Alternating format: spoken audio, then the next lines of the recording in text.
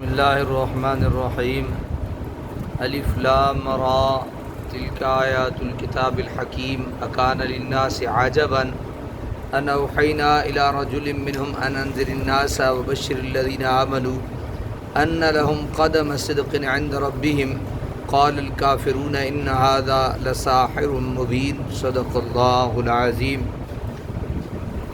سورہ یونس ہے، پارہ 11 ہے اور اس کی پہلی 2 آیات ہم انشاءاللہ آج ہم سماعت کریں گے۔ الف لام را، اس قسم کے حروف جو بعض صورتوں کی ابتدا میں آتے ہیں انہیں حروف مقطعات کہا جاتا ہے، یعنی الف لام را الگ الگ پڑھے جاتے ہیں۔ علماء تفسیر نے اس کی کئی توجیہ کی ہیں۔ بعض کی رائے ہے کہ یہ حروف ان صورتوں کے نام ہیں جن کی ابتدا میں ان کا ذکر ہوا۔ حضرت ابن عباس رضی اللہ تعالیٰ عنہ کا ایک قول یہ ہے کہ یہ حروف اللہ تعالیٰ کے اسماء حسنہ کے لیے بطور رمز استعمال کیے گئے ہیں۔ مثلا الف اللہ کی طرف، لام لطیف اور را رحمان کی طرف اشارہ کر رہا ہے۔ حضرت ابن عباس رضی اللہ تعالیٰ عنہ سے یہ بھی مروی ہے کہ الف لام را مخفف ہے ان اللہ ارا کا، کہ میں اللہ ہوں سب کچھ دیکھ رہا ہوں۔ یہ توجیہات اپنا اپنا وزن رکھتی ہیں، لیکن سب سے زیادہ اطمینان بخش اور یقین افروز علامہ محمود آلوسی رحمۃ اللہ تعالی علیہ کا قول ہے، جو سورہ بقرہ کے آغاز میں حروف مقطعات کی تحقیق کرتے ہوئے انہوں نے لکھا ہے کہ ان حروف کا صحیح مفہوم نبی کریم جانتے ہیں اور اولیاء کاملین، ان کو یہ علم بارگاہ رسالت سے عطا ہوتا ہے۔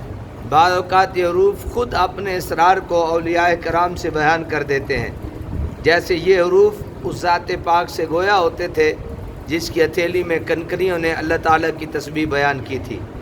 علامہ اسماعیل حقی رحمۃ اللہ تعالی علیہ الف لام را پر بحث کرتے ہوئے لکھتے ہیں کہ ان حروف کا علم ان کے لوازمات اور حقائق کے ساتھ در حقیقت اللہ تعالیٰ، اس کے محبوب رسول اور اولیاء کاملین کو تفویض کیا گیا ہے۔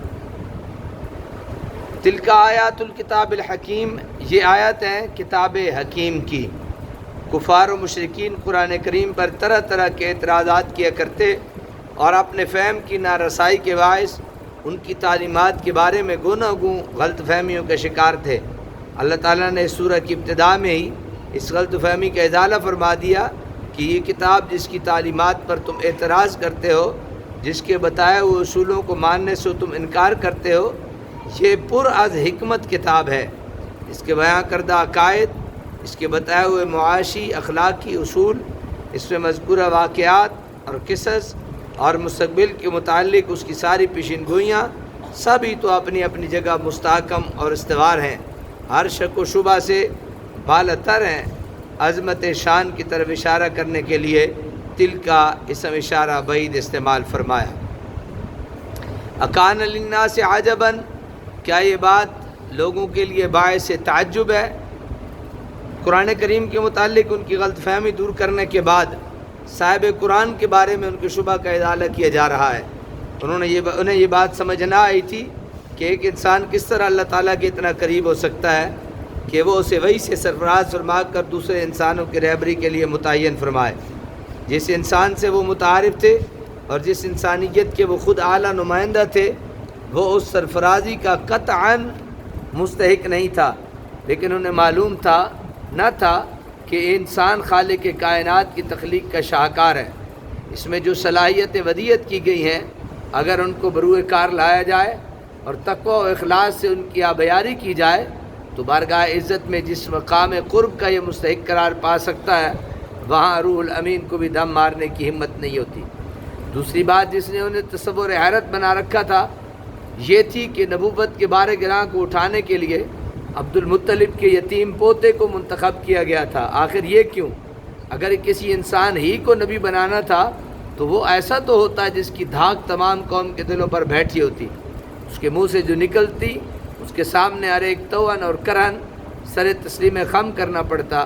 وہ کہا کرتے لولا نزل هذا القرآن على رجل من القريتين عظیم، کہ یہ قرآن مکہ اور طائف کے کسی رئیس اعظم پر کیوں نہ اتارا گیا۔ ان کے ان شبہات کا یہاں جواب دیا جا رہا ہے کہ اگر ان میں سے کسی انسان کو نبوت اور نزول وحی کے لیے منتخب کیا گیا ہے، تو اس میں حیرت و تعجب کی کیا بات ہے، بلکہ یہ تو عین حکمت ہے، کیونکہ افادہ اور استفادہ کے لیے جانبین میں باہمی مناسبت کا پایا جانا ضروری ہے۔ ایک انسان سے ہی پیدا حاصل کر سکتا ہے، جن و ملک سے نہیں۔ دوسری جگہ ارشاد فرمایا کہ اگر یہاں بسنے والے فرشتے ہوتے تو ان کی طرف رسول بھی کسی فرشتے کو بنا کر بھیجا جاتا۔ جب یہاں بسنے والے انسان ہیں تو ان کی رہنمائی اور ہدایت کے لیے کسی انسان کو ہی مقرر کرنا چاہیے تھا۔ باقی رہا تمہارا یہ خیال کہ صاحب رسالت کے پاس مال و دولت اور جاہ و منصب کا ہونا ضروری ہے، تو یہ بھی درست نہیں۔ رب قدوس کے ہاں ان چیزوں کی کوئی قدر و بقت نہیں۔ یہاں تو بلند اخلاق، پاکیزہ کردار اور اخلاص و ایثار کے شرف پذیرائی عطا کیا جاتا ہے، اور یہ تمام صفات ذات پاک مصطفیٰ علیہ التحیۃ و ثناء میں بوجہ اتم پائی جاتی ہیں، اس لیے حضور کی نبوت پر تمہارا اظہار تعجب بالکل بے معنی ہے۔ اکان للناس عجبا، کیا یہ بات لوگوں کے لیے باعث تعجب ہے کیا؟ ان اوحینا، کہ ہم نے وہی بھیجی، الی رجل منہم، ایک مرد کامل پر جو ان میں سے ہے، ان انذر الناس، کہ وہ ڈرائے لوگوں کو، وبشر الذین آمنوا، اور خوشخبری دو انہیں جو ایمان لائے، کس بات کی؟ کہ ان لہم قدم صدق، کہ ان کے لیے مرتبہ بلند ہے، عند ربہم، ان کے رب کے ہاں۔ قال الکافرون ان ھذا لساحر مبین، کفار نے کہا بلا شبہ یہ جادوگر ہے کھلا ہوا۔ یہاں نبی پاک کی دعوت کا خلاصہ بیان کیا جا رہا ہے کہ اس کا کام یہ ہے کہ عام لوگوں کو ان کی غفلت سے عاریوں، مجرموں کو ان کی بدعمالیوں، اور مشرکین و کفار کو انعقاد باطلہ کے ہولناک انجام سے ڈرائے، تاکہ وہ بر وقت اپنی اصلاح کی طرف متوجہ ہوں، اور اہل ایمان کو یہ بشارت سنائے کہ تمہاری محنت ٹھکانے لگی اور تمہاری نیکیاں بار آور ہوئیں، اور تمہیں اللہ تعالیٰ کے حضور میں بڑے بلند مقام پر فائز کیا جائے گا۔ زجاج نے قدم صدق کا معنی درجہ عالیہ یعنی بلند مقام کیا ہے۔ حضرت ابن عباس نے اس کا معنی اچھی جزا بتایا ہے جو انہیں ان کے اعمال حسنہ پر ملے گی۔ حضرت زید بن اسلم فرماتے ہیں اس سے مراد حضور پر نور صلی اللہ علیہ وسلم کی شفاعت ہے۔